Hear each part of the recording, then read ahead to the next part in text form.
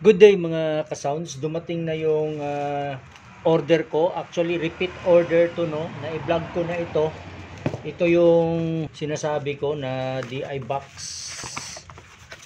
Ayan, na-vlog ko na rin to at sabi ko nga magre-repeat order ako kasi maganda siya napakaganda ng quality, kaya nag-repeat order ako. So nabanggit ko nga dun sa vlog ko na it's either dalawa o tatlo, which is dalawa lang yung in-order ko. So ngayon nga bubuksan natin, unboxing natin. So malaking tulong to para sa acoustic setup, no, or sa may mga banda. So especially sa akin, may nagbo-book ng mga acoustic. So kailangan meron tayong DI box para yung unbalanced signal ay mako-convert sa balanced signal. So magiging mas malinaw yung signal output, audio signal output. So ito na nga, the same product kasi napakaganda, mura pa. So ang dami na ring mga bumibili nito para sa kanilang band setup. So kaya ito talaga ang nagustuhan ko. Aside from yung sabi ko nga na halintulad siya sa isang branded na DI box, yung Top Pro na DI box. So ganito talaga yung itsura ng Top Pro DI box. Pagdating sa material, performance, appearance, the same lang po ng Top Pro. Kaya ito ang napili ko. Nabanggit ko na rin yung sa previous vlog ko na kapag meron kayong Top Pro dyan na DI box, ganito talaga. Pati yung mga itsura. May nakalagay lang dito na Top Pro. Ito wala, kumbaga generic. So meaning to say, parang Top Pro din ito. Tinanggalan nga lang ng brand name dito nakalagay. So sa akin lang, no, I think kung saan umorder yung Top Pro na brand, ito na rin yun. Dito din sila umorder. Ito na siya mismo. Tapos nag-rebranding lang, naglagay lang dito ng brand Top Pro kasi syempre binibenta nila yun. So ito ganito rin.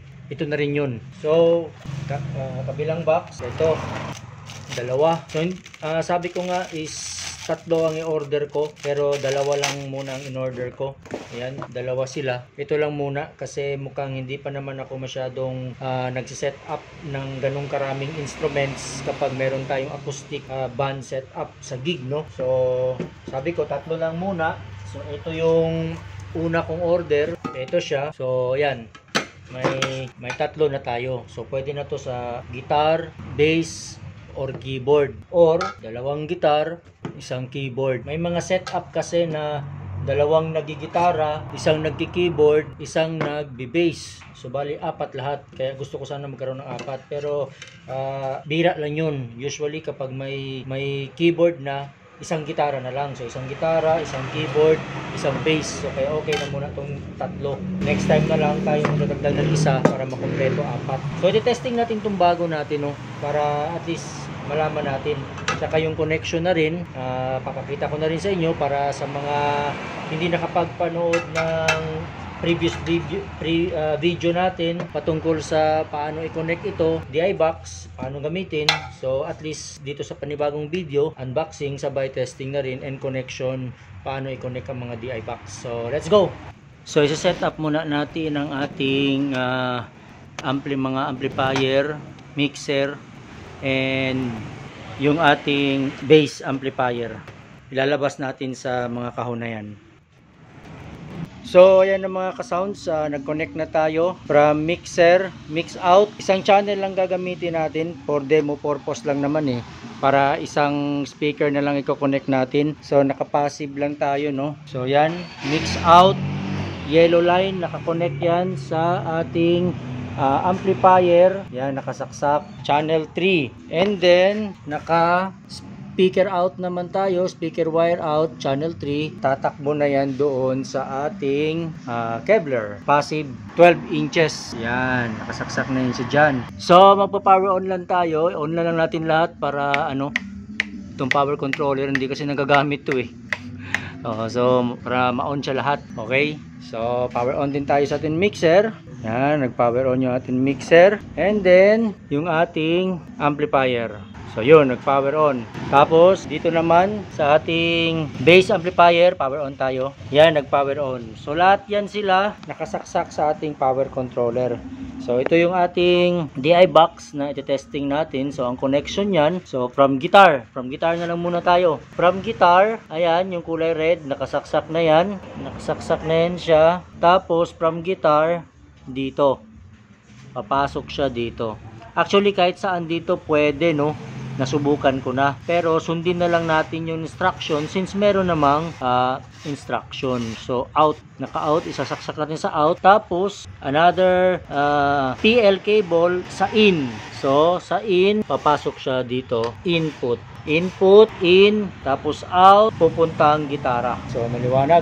Tapos sa DI out niya, XLR, tatakbo na yan ngayon yung itim na kable papunta sa mixer. Tapos lalabas na yung tunog niya dyan sa ating front of house. So ayan mga ka-sounds yung connection niya, malinaw naman. So testing na natin, ito yung unang direct box. Dalawang direct box kasi binili ko, second order. So ito yung first na direct box, testing natin kung functional ba. So hopefully functional siya. And sa setup din, ganyan na rin. Kung hindi nyo pa napanood yung previous video ko on how to set up direct box, so ito na yun. Parang tutorial na rin at the same time. So bale, mag-volume lang tayo mga ka-sounds, no? Papatunogin natin ang ating bass amplifier. Nilagay ko lang muna sila sa sa gitna lahat. Try natin patunogin ang ating gitara. Walang sound, volume tayo. Ayun, lumabas. May sound na. Ayun. Yan kung narinig nyo. May sound na siya mga ka-sounds.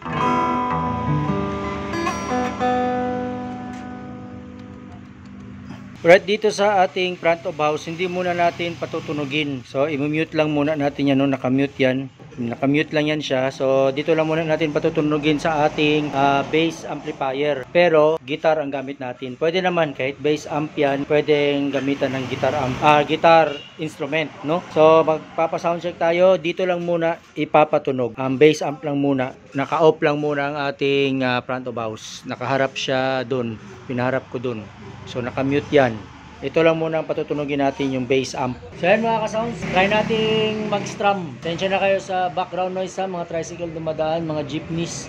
Kasi nasa lang tayo nasa labas lang tayo sa yung bahay natin, nasa gilid lang ng daan. So strum tayo, strum. So narinig nyo naman siguro, no?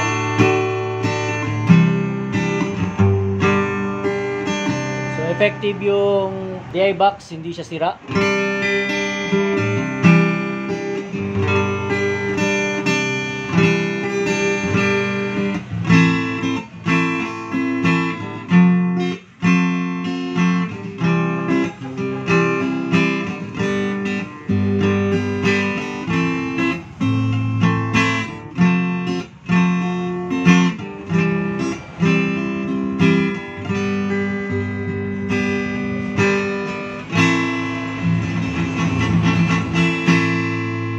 So this time, papalabas natin yung tunog sa front of house. Ipagsabay na natin.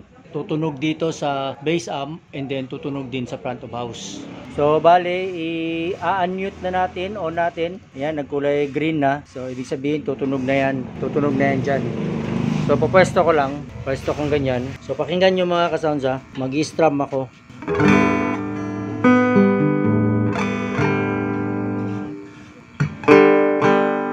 So, ayan o.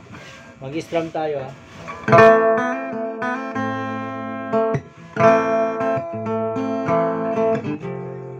Mag-strum tayo.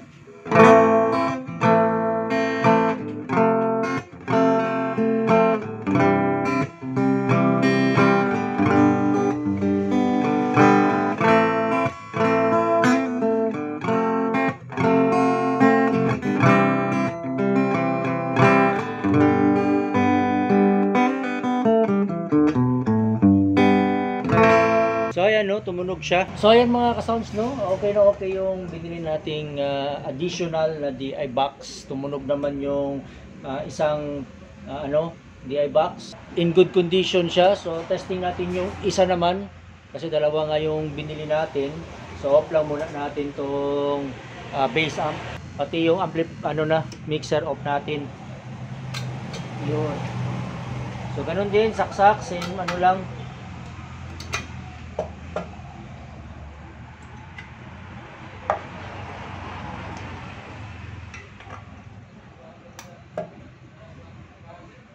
By the way mga ka-sounds, meron yang selector dito kung napapansin nyo. So baka kasi magtaka kayo kung nakabili kayo nito hindi tumunog. May selector kasi siya dito, hindi ko alam kung ano to, yung 0 dB, 20 dB, tsaka negative 40 dB, ATT. ATT ang tawag nito, ito nandito. So kapag nasa nasa parang 20 dB or 40, negative 40 dB, negative 20 or negative 40 dB, hindi siya tutunog. So kailangan mo lang i-switch. Yan, i-switch. Ilagay mo sa 0 dB. So acoustic kasi yung gamit ko, no. Ewan ko lang kung sa mga electric guitar kung tutunog ba siya sa 0 or baka dito siya tutunog sa 20 dB, minus 20 or sa minus 40. Basta ito ngayong tinesting ko, wala kasi akong electric guitar eh. So ito ngayon sa pagtesting ko, acoustic guitar ang gamit ko. Nakalagay siya dito sa negative 20 dB tsaka negative 40 dB. Hindi siya tumutunog. Doon siya tumutunog sa negative 0 dB. So ilalagay mo lang kasi pagkabili mo hindi siya nakalagay sa 0 dB, no. Out from the box pagkabili hindi siya nakalagay doon, na nakalagay siya sa 40 dB. So baka magugulat ka kung acoustic din yung gamit mo, bakit hindi tumunog. So itong selector adjust mo lang. So as I've said, kung sa electric guitar I'm not sure kung tutunog ba din siya sa 0 dB, baka kasi magkaiba, no? Kasi wala naman akong electric guitar. Basta sa akin, acoustic ang gamit ko ngayon. Hindi siya tumunog sa 20 tsaka sa 40 dB. Doon siya sa 0. Kaya lagay natin sa 0 ha. So maliwanag po. Yan. Nasa 0 dB siya. So tutunog na ito. So testing natin mga ka-sounds ulit. Mag-i-strum tayo ulit. Volume natin. Laksan na lang natin para marinig nyo talaga yung sound na nanggagaling dito sa bass amp. I-mute ko muna yung front of house para dito lang ang nakalabas. So ayan, narinig nyo naman siguro, no.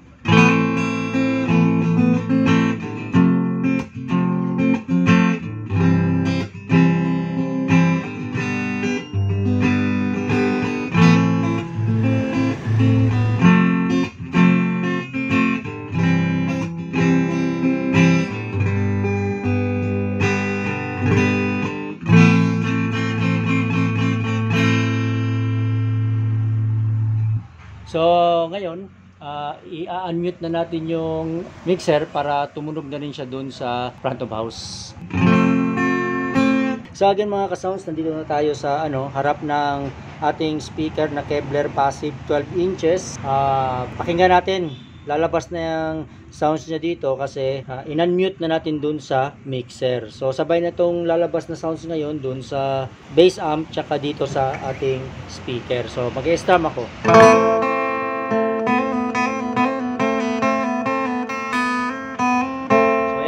Naman siguro, no, ang lakas.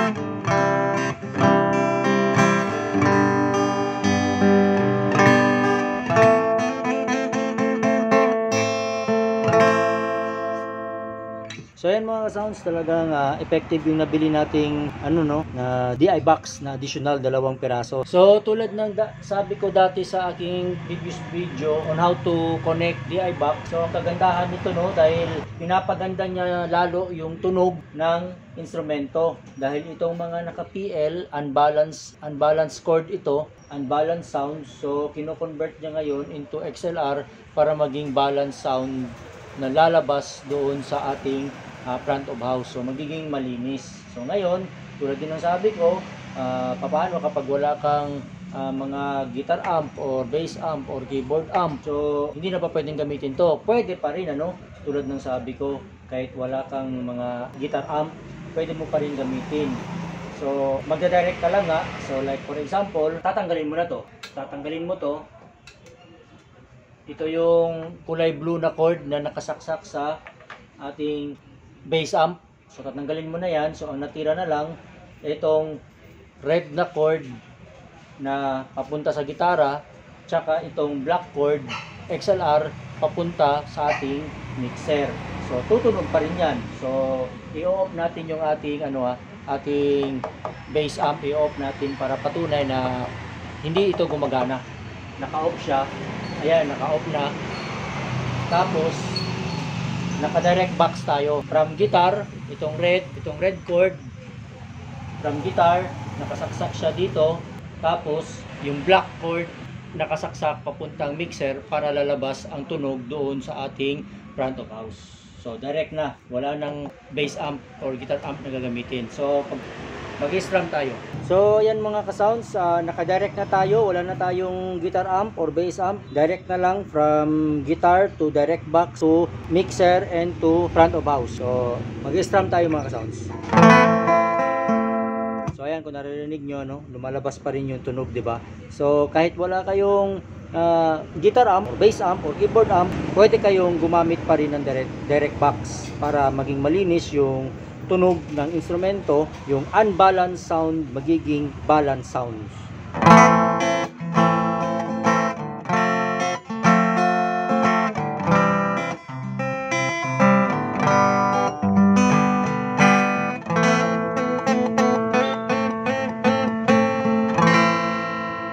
So ayan, na testing na natin yung ating bagong additional na binili na DI box, dalawa. So hanggang dito na lang yung ating video for today. Sana nagustuhan nyo, may natutunan kayo. And God bless po. Salamat sa panonood and see you on my next vlog. To God be the glory.